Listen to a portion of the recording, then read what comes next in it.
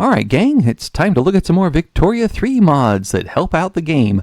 Let's take the first one here, more informative panel tooltips. Used to be when you hovered over a tooltip, it would just say, hey, the shortcut key is F something, and you're going, well, F that. I want to know some information here. This is prime real estate, as the mod maker says. Now you hover over it. Oh, yeah, there's stuff here. There's so much stuff, I have to get rid of this little front panel, so I will. Yeah. All right, back to it here. I go over politics. Oops, it's a little jumpy, but yeah. Wait for that little circle to finish. There we go.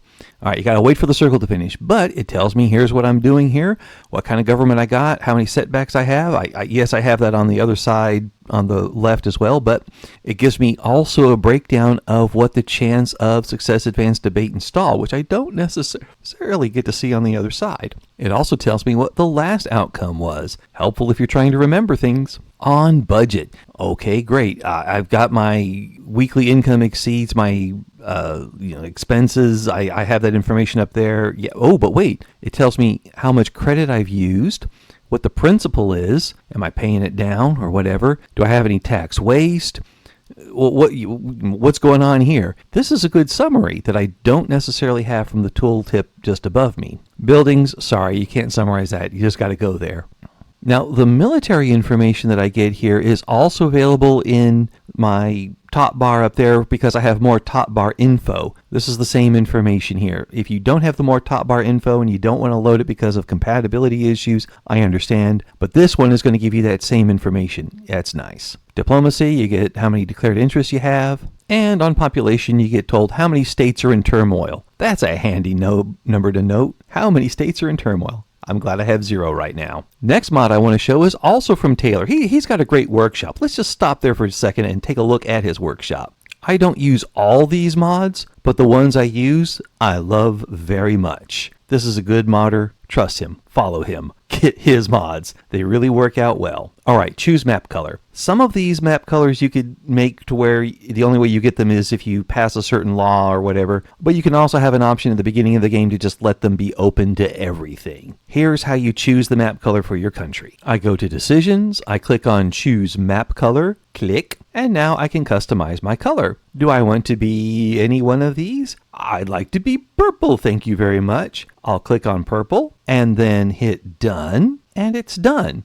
If I never want to change my color again, I'll clear that. If I want to be able to change my color again, don't ever do remove decision. Just leave it there if you want to change it again. All right, and now Prussia's purple. Wait a minute, some of you are saying. It's not purple right now. The thing didn't work. That's what I thought at first. So what has to happen for the color to change is either a law gets passed or some other event hits. That'll trigger the change. Or if you reload the game. Hey, presto, Prussia be purple now. Ha ha. How do you like them apples? Woohoo, stands out distinctively. Yes, Prussia is purple. All right. I like this. Now, you can't get all the colors in the rainbow. There's some limitations there. It's in the mod description. But I tell you what, the fact that I can also go to steel blue, that's important because when I'm Germany later on, I miss being that steel blue color that Prussia had, and this one is very close to it. Oh, I love it. Do we have to have this mod? No. Do we want to have this mod? Absolutely. We'll go back to steel blue now. Another mod I want to talk about is U.S. Civil War Fixed. This is from Ferris. I can confirm this thing works. I've done several playthroughs, getting through the 1860s, not playing as the USA, and oh my gosh, what you see here is what you get. This is my own personal screenshot to prove it. It was a French playthrough, hence the map. But yes, this one will get it to where the actual slave states will rebel. The border states make a decision. Most of the time they're going to stay in the USA, and the free states stay on the side of the Union. Gone are going to be the days of having suddenly Illinois, Wisconsin, and Minnesota and everything up there revolting along with the South because they happen to have a large number of landholders. No. The slave states revolt. This is a good thing. And I've also seen games in which there is a reverse civil war where slavery is going forward and it's the free states that secede. It will be, again, kept up here in the actual free state stronghold, you could say. We're not going to see some weird stuff with southern states joining in with the free states. No, it is all about slavery. I like that a lot. The mod also encourages the USA in its war with Mexico to do its little manifest destiny thing to claim everything it can. I was sick and tired of games where this little bit of Mexican Colorado just stays part of Mexico for decades. No. This mod makes it to where that gets demanded more often than not, and you have clean borders.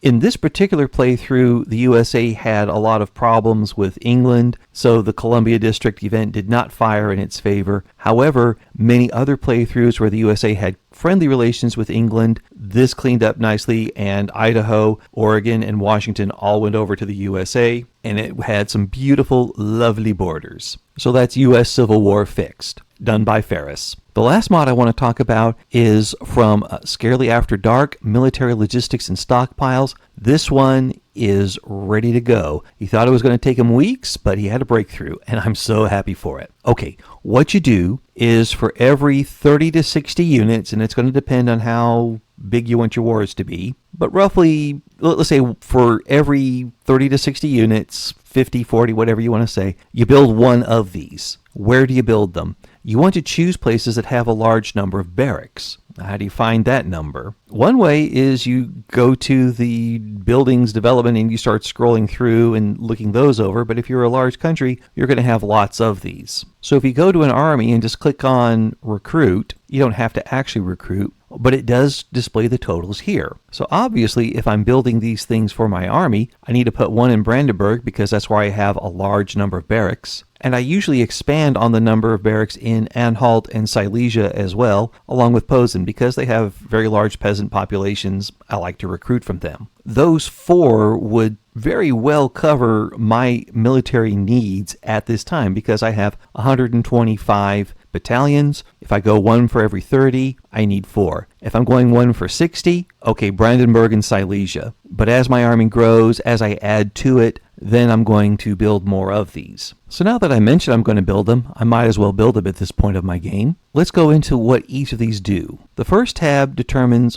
what kind of ammunition or whatever you're going to have. Each of these is cumulative. So here it's just the basic stuff: food, paper, arms, tools, ammunition. Add in your ammunition. Once I get to where I need radios, I could add those on. And once I need to mechanize, it'll add in the oil and tanks to go with it. But again, these are cumulative. If I need one but not something from before it, sorry, the way this works is going to have to bring in that good as well. Artillery, it's going to be the same thing, but specifically for the artillery. And for the cavalry, we'll have those as well. In this case, armor included is using iron, not tank armor, it's personal armor. Tanks come next. And then as other areas are unlocked where I can supplement my rations with them, I'll be able to include those as well. Put in grocery, sugar, tobacco, and opium for those different supplements. Liquor is not included. But if I'm having a problem making liquor, there's other things I can click on to boost my liquor production. Typically not an issue. Finally, once you discover military statistics, you could change these over to where they also produce extra bureaucracy and a little bit more innovation and help with the qualifications for the state, acting as a pseudo-university. No, it's not going to be as good as a university, but it's nice. They do some nice things. I like that. Now, what will happen in wartime is that this area here will then expand out even further, and I will be able to choose whether I want to have normal distribution or accelerated distribution of a particular good. Again, this would be to support my army and to help combat any particular shortages that show up for my markets. The thinking behind this is if you're going to go into a big war, you don't necessarily have the armaments industry during peacetime to support that. So as you fight that war in the opening weeks, you're building those factories and you're running off of these logistics center supplies. About the time these run out, you hopefully have built out your factories to where you can meet the gap and cover those shortages from your own production. They're not a panacea. If your Navy gets wiped out and all your imports are knocked over and you don't have enough lead coming in, that's on you. That's on you. But if your economy is in good order, if you can support your armaments industry from your domestic production without having to rely on overseas stuff, these will help you tide the gap as you ramp up your production. Also, if you're having a short but large war, this could cover the entire thing, and you don't have to ramp up that production. Of course, you may not want to make the mistake of thinking, oh, we'll be home by Christmas, and it turns out, oh no, you're in World War I. It's going to take 4 more years. But the logistics centers are a great add to the game.